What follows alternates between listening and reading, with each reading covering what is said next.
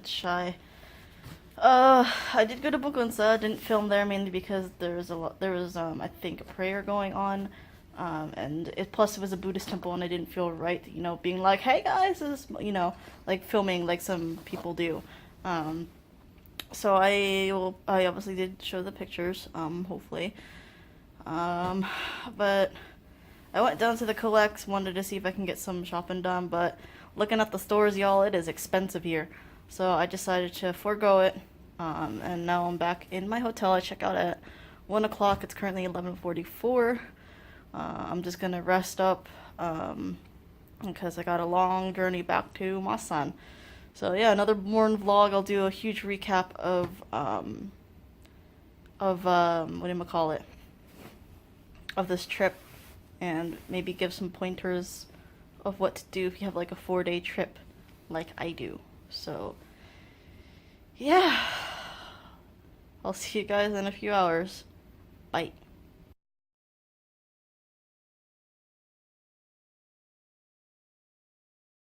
Oh my god, sorry y'all. There's a cockroach on my freaking wall. You see that right there? Oh my god!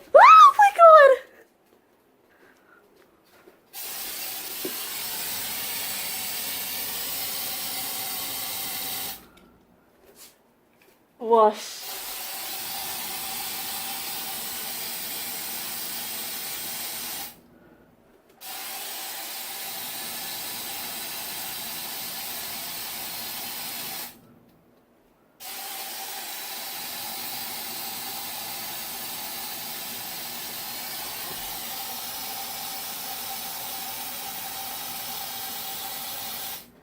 Well, that's a welcome home, isn't it? Um, I come home, it's 1 a.m. I'm thinking I'm gonna have a nice chill homecoming.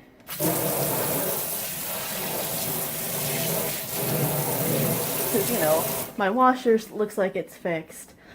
Everything looks fine. But nah, I come home to a massive ass cockroach. Sorry for my language, but bro, that is scary. Look at that thing. Look at that. It's dead now, but look at that. Bro, that is not the welcome home that I wanted. Bro, was not expecting that. Anyway, I'm home. That woke me up really bad. It's currently 1:33 a.m. I'm gonna open my window a little bit because I sprayed a ton of Raid. So I'm gonna leave all of that in, y'all. I'm leaving all of that in. You're gonna see me freak out and everything, kill the dang thing. Yeah, so that's. I hope my neighbors are fast asleep and are not, what do you call it? Gosh, now I'm looking all over my walls for other cockroaches. God dang, dude, was not expecting that. Double checking it's dead. And now I'm gonna have to figure out a way to get that thing off my counter. Anyway, yes, so I arrived home. It's about 1:33 in the morning. That woke me up. I was sleepy before I came in, but now that just woke me up. It's currently Monday morning. It's Monday, August 5th. Obviously, today's video is a bit late. I'm gonna do the first part of the vlog, but it's late because, like I told you, it's 1 o'clock in the morning, and of course I had a bug attack. I have a ton of Raid on my. No, oh Lord Almighty.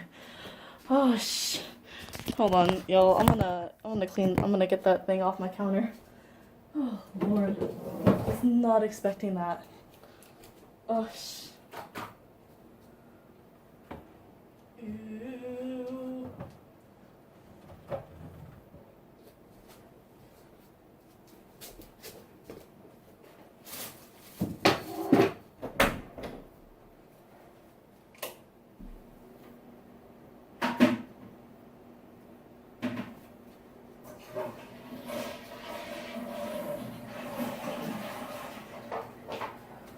Like I said, I am leaving all of that in.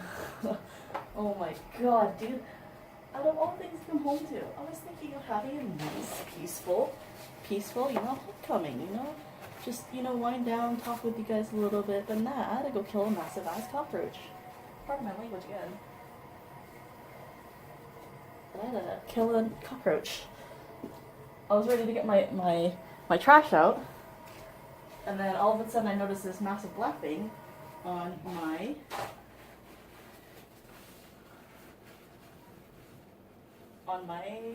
top of my door. Noticed it moved, and I'm like, it's a good thing I have raid. It's a good thing I have raid. So yeah, basically to wrap up this trip, like I said, I'm definitely keeping all that in. You can see my tear.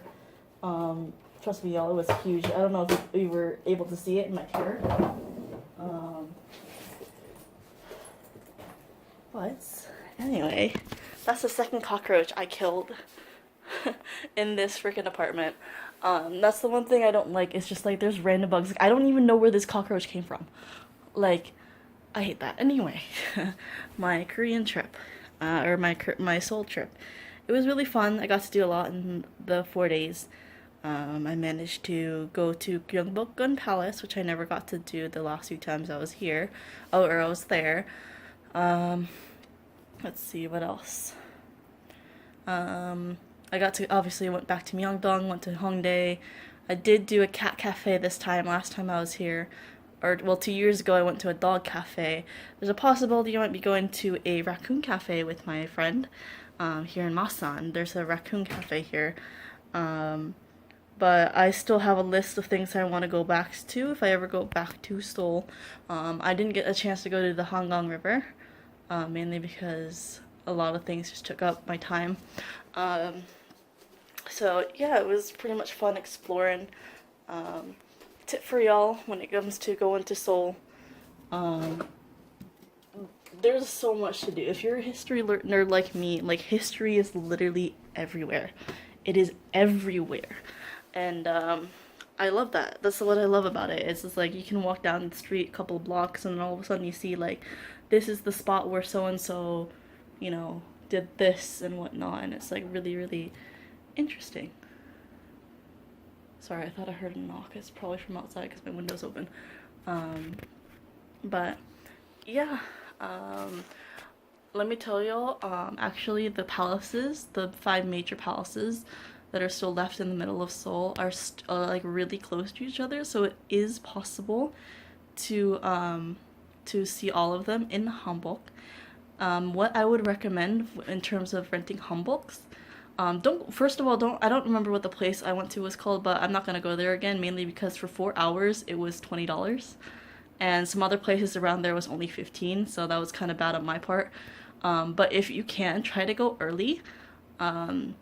Maybe make a reservation or something. Try to go early so you can rent the hanbok for a whole day. Because if you rent a hanbok and wear it to the palaces, chances are you can get in for free or at least half off. But regardless, the palaces themselves are pretty cheap to get into. Gyeongbokgun itself was 3,000 won, which is an equivalent to $3 US. Doksun Palace, I believe it's called, one I went to back in March with my parents. That one was only $1. So with the 3 of us, it was only $3, $3 US equivalent. So yeah, the palaces, regardless of wearing a hanbok or not, is pretty cheap to get into. There's the gate in the middle of Seoul you can just walk into, look at it. Bongunsa Temple. Bongunsa Temple was very, very interesting. I haven't actually gone to a Korean Buddhist temple before, but I have gone to a Japanese Buddhist temple before. But it was very interesting. A side note for those who want to go in, I didn't realize this when I first walked in, but I noticed there were two I think bodhisattvas or Buddhas statues on the side of the entrance, and I noticed people were bowing. But for me, because I'm not really Buddhist, or I'm not even Buddhist, I just walked past.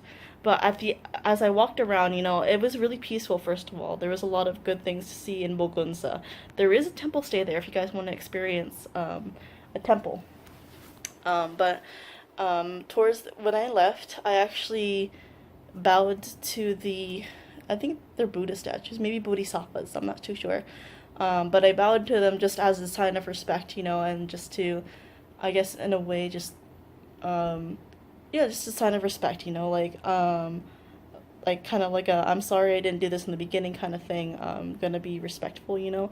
There's also a small place you should go find first, to purify your hands. There's a little fountain near this big bell.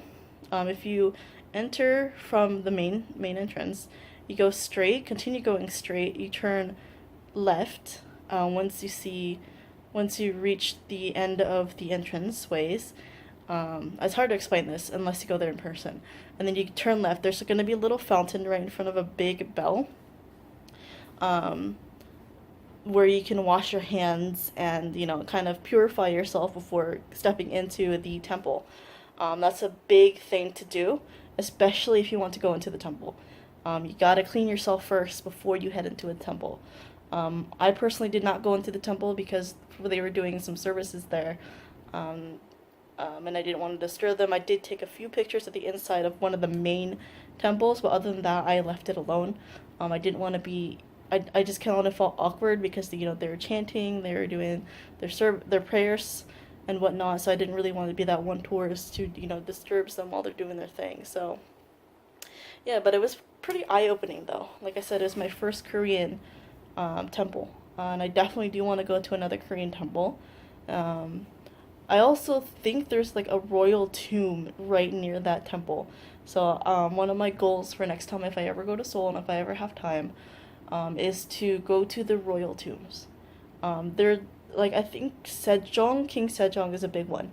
If you don't know who he is, he's the one who created Hangul, and he did so many scientific like discoveries and whatnot. I think he's the one who invented the self-timing like water clock that always tells the time, and surprisingly it still works. I think I will show a few pictures from my time in Gyeongbokgung because that clock is in the museum there.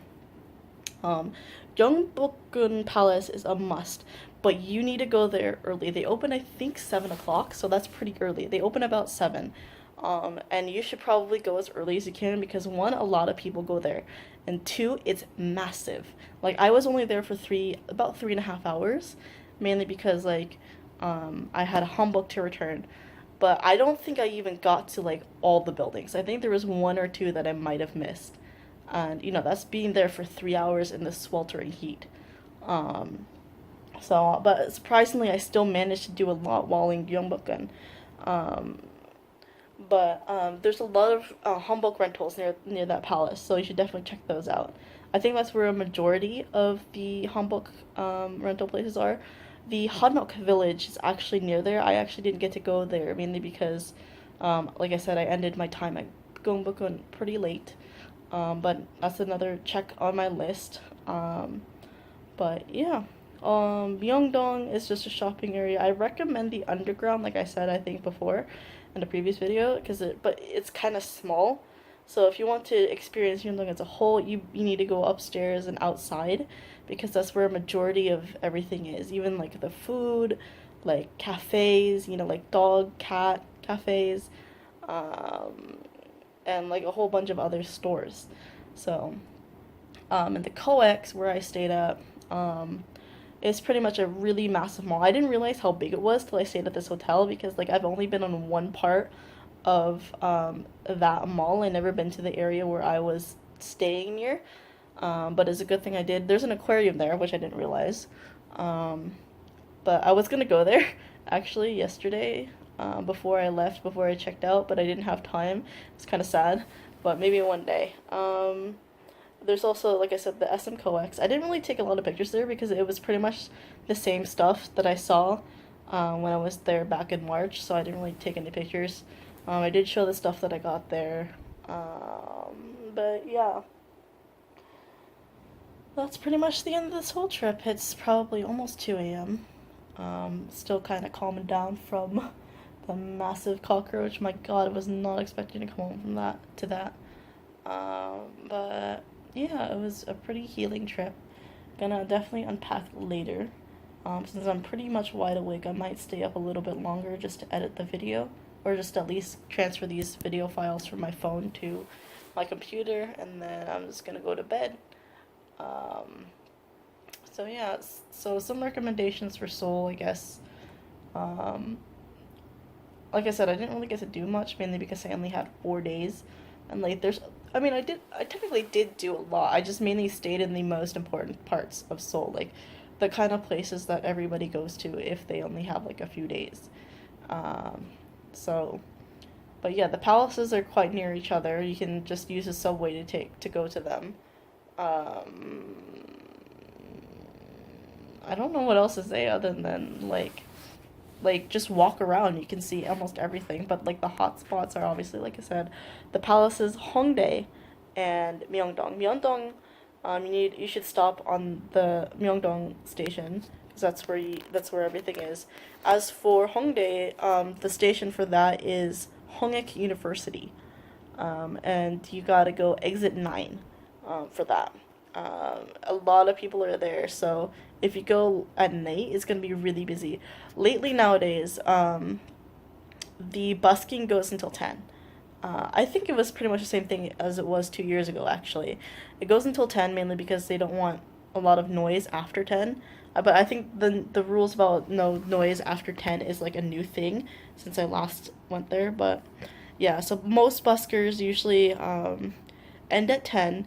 If you follow maybe, let's say, Maxim, MYM, they'll let you know like what times they'll be busking, and if they'll busk, who's gonna busk, because they have a singing team and a dance team. Um, like today or yesterday, Sunday, they were busking from 6 to 8. Um, I would have definitely gone and seen them had I found a locker to put my stuff in because I had so much time to kill. Oh, I forgot to mention that. The reason why I'm home super, super late is because all the earlier trains that I wanted to get were all standing, and it's a 3 hour train ride, and I ain't doing that after because my legs actually kind of are pretty sore. I have a massive bug bite on one of them, and whatnot, and so I decided to take the next train that had seats, and that train happened to be at 10 o'clock, and it was 3 hours, 3 hours to Masan, and then another 20-minute ride, from the station to my apartment. So yeah, it was definitely a healing trip for sure. Had so much fun. It's actually pretty fun traveling on your own. To be honest, if you can and if you're brave enough, travel on your own. Because you don't have to wait on anybody, you can do what you want, you don't have to worry about like time restrictions basically. You can do whatever, you can do things that you want to do basically. So yeah, I'm gonna end the vlog here. Hopefully you guys enjoyed. I told you that this vlog was gonna be a bit like day one, mostly traveling, and whatnot. So yeah, maybe more vlogs in the future. We'll see how interesting life gets. So yeah, hopefully you guys enjoyed my Seoul vlogs. And I will see you next time. Bye bye.